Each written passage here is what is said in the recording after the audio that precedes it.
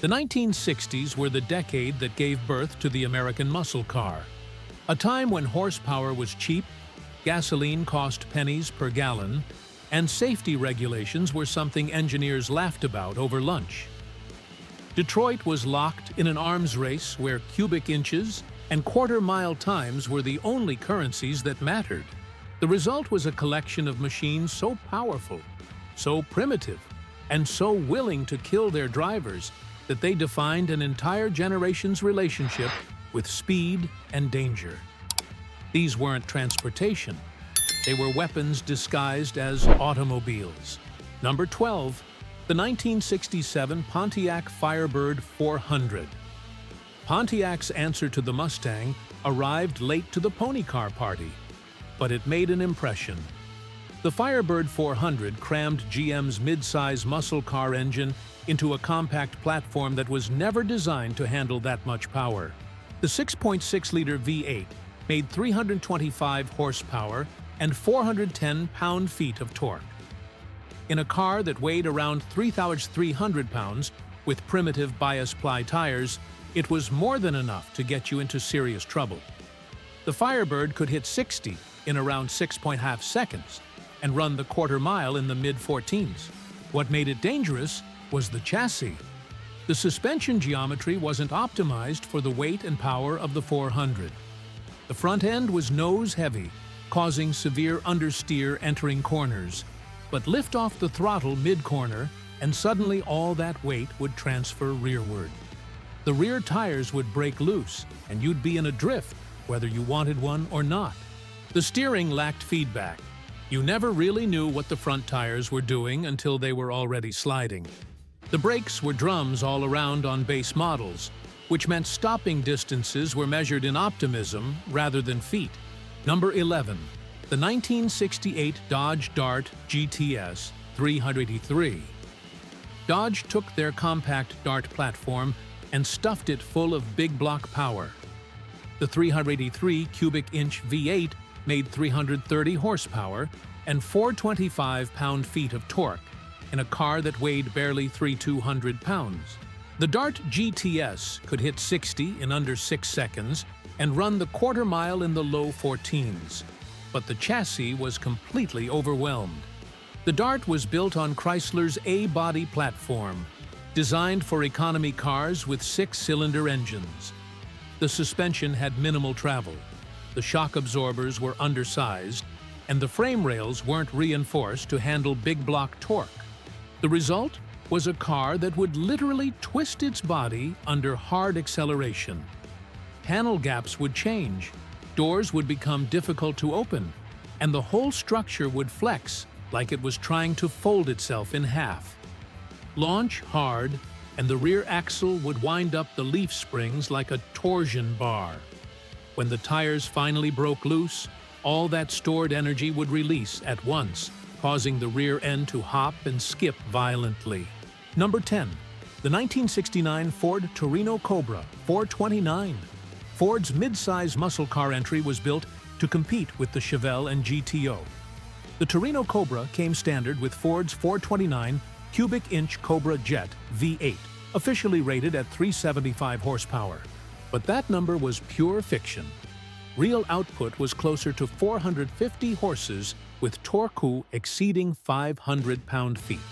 The Cobra could blast through the quarter mile in the low 13s, but at over 3,800 pounds, this was a heavy car with serious momentum. The long hood meant forward visibility was compromised, especially during hard acceleration when the front end would lift. The suspension was tuned more for ride comfort than handling precision, which meant body roll was dramatic in corners.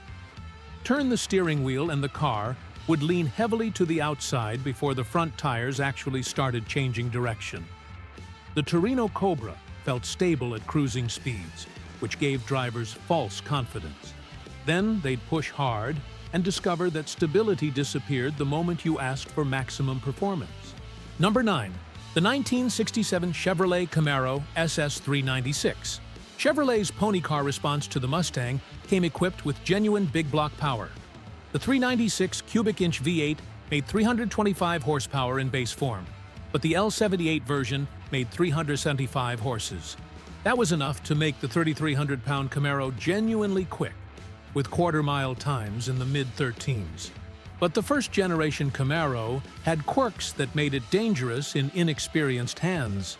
The unibody construction was less rigid than body-on-frame competitors, which meant the chassis would flex under hard cornering or acceleration. You could actually see the cowl twist during a hard launch. The front suspension geometry wasn't optimized for big block weight, causing the front end to plow in tight corners. The rear suspension had a nasty habit of causing the rear end to step out suddenly when you hit a bump mid-corner. The steering was vague and slow. You needed nearly 4 full turns to go from lock to lock. The weight distribution was nose-heavy, which meant the front brakes did most of the work. They would fade quickly, leaving you with rear drums that locked up easily and sent the car spinning. Number 8. The 1969 Mercury Cougar Eliminator 428 Cobra Jet. Mercury's upscale pony car got the full performance treatment with the Eliminator package. The 428 cubic-inch Cobra Jet V8 made 335 horsepower officially, but real power was closer to 400 horses with torque exceeding 440 pound-feet. The Cougar Eliminator could run the quarter mile in the mid-13s, but the Cougar was heavier than the Mustang it was based on, tipping the scales at nearly 3,500 pounds. The hideaway headlights added weight to the nose, making the front heavy weight distribution even worse. Mercury marketed the Cougar as a more sophisticated alternative to the Mustang, with a plusher interior and more sound deadening, but all that luxury equipment added weight and dulled the car's responses. What made the Cougar Eliminator particularly dangerous was that it attracted buyers who wanted performance, but also valued comfort and luxury. These weren't hardcore enthusiasts who understood the car's limits. They were people who wanted to look fast without necessarily having the skills to handle a 400 horsepower rear-drive muscle car. Number 7. The 1968 Plymouth Road Runner. Plymouth's budget muscle car was designed to deliver maximum performance for minimum money. The base engine was the 383 cubic-inch V8, making 335 horsepower and 425 pound-feet of torque. But the real danger came with the optional 440-inch engine, which made 375 horsepower and 480 pound-feet of torque. The problem was that Plymouth stripped the car of everything that didn't make it faster to keep the price down. That meant the cheapest suspension and brakes they could get away with. The brakes were drums all around in base form, which meant stopping distances that would be considered criminal today. The Road Runner was offered with a 4-speed manual transmission that had widely spaced gears. First gear was extremely low for hard launches, but the jump to second was huge. If you weren't smooth with the clutch, the rear end would break loose violently during the 1-2 shift, sending inexperienced drivers spinning. Plymouth sold over 44,000 Road Runners in 1968 alone, which meant these dangerous machines were everywhere. Young buyers could afford them. Insurance companies hadn't figured out how to price them properly yet, and the performance was intoxicating. Number 6. The 1969 Dodge Charger RT Hemi. Dodge's fastback muscle car was beautiful, powerful, and absolutely lethal in the wrong hands. The Charger RT with the 426 cubic-inch Hemi V8 represented the pinnacle of Mopar muscle. The Hemi made 425 horsepower officially, but real output was closer to 500 horses. The Charger Hemi could blast through the quarter mile in the low 13s and hit 60 in under 5.5 seconds. Those were supercar numbers in 1969, achieved with an engine that was essentially a race motor with street manners. But the Charger was a big car, over 200 inches long and weighing nearly 3,800 pounds. That size meant it had serious momentum once it got moving. The long hood meant forward visibility was compromised. You couldn't see the front corners of the car. The Hemi's power delivery made things worse. The engine was docile below 3,000 RPM, then violent above it. There was no gentle transition, just an on-off switch. Below 3,000, you had a heavy, lazy engine. Above 3,000, you had 500 horsepower trying to tear the rear axle out of the car. That sudden power delivery meant the rear tires would break loose violently when the engine came on the cam. And if you weren't ready for it, you'd be sideways before you could react. Number 5. The 1967 Chevrolet Corvette L88. The L88 Corvette wasn't just dangerous. It was barely street legal. Chevrolet built it for racing, but they had to sell a certain number to qualify for competition homologation. So they created what was essentially a race car with headlights.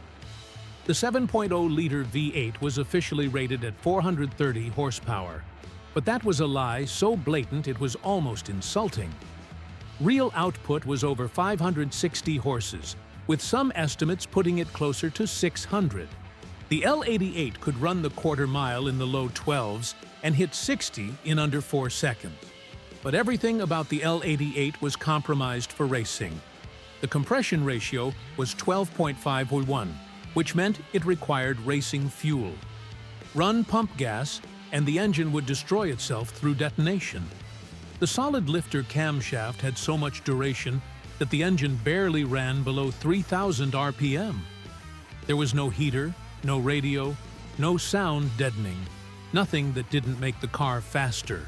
The chassis couldn't handle the power.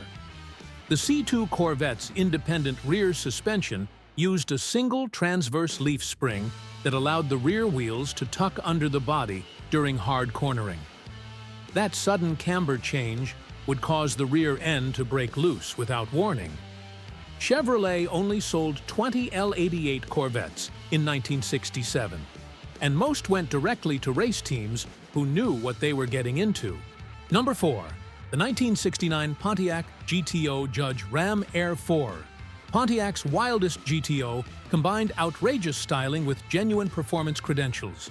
The Judge package added bold graphics, a rear wing, and the Ram Air 4 engine option, a 400 cubic inch V8 that made 370 horsepower officially, but over 400 in reality.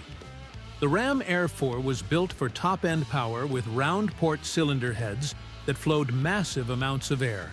The result was an engine that made most of its power between 4,000 and 6,000 RPM. Below that range, it was sluggish.